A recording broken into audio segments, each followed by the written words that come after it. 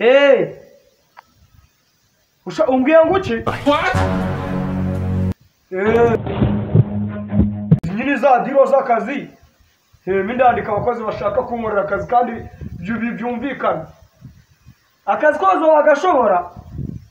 Ariko none ako bitaba nka bya bindi byo kuza genda gwakazi. Uritegura ishwa.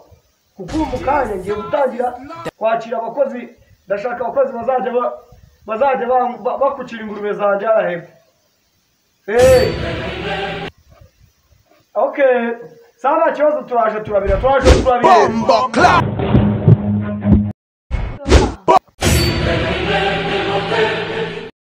Miri wabaha. Bombo clap.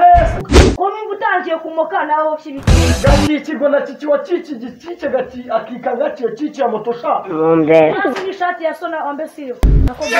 Kangizo ushaka uzumbira gutyo usanga mu matwari yanjye ubundi uje gukora iki? Reka mbaza mu bazo gufata ingurube za vup kandi zo mbona uri gusa nazo. Uje gufata ibishingo ko mbona wesha rasukadi ya tuji. Uje gukora iki hano sha? Ko nta bishingo naga nkabada n'umukuru none ngo uje kugukemura ikibazo. Nta mugore ufite ngo arwanye n'umugore. Uje gukora iki hano ngo nta nagufasha. Reka tubishyire mu bugororanye ngo tuvuge urekera rasukadi ya 4G bikwe tubeze mana yanjye nizi twabura n'umwaka ujewe ukikangana nasaze nakubisa umuntu ucyo ugasangana na mwe. Igyo sisa gitangiye. Bombo clap. Sago wakaba bavuze gutyo. Bombo clap. Tukuzi batu bareta muri Kongo ako kazi agakora. Bombo clap.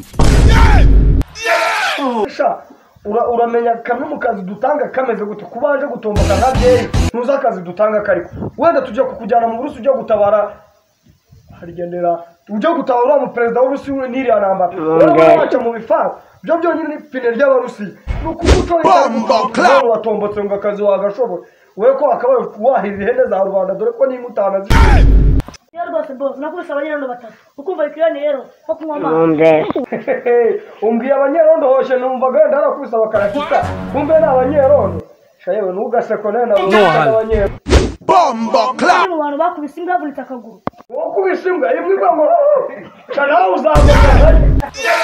Byose nakureba bigaye wakazi kawe kameze gute? Akazi kanje ukuntu kameze. Akazi kanje nta muntu ujye ngo agaruka.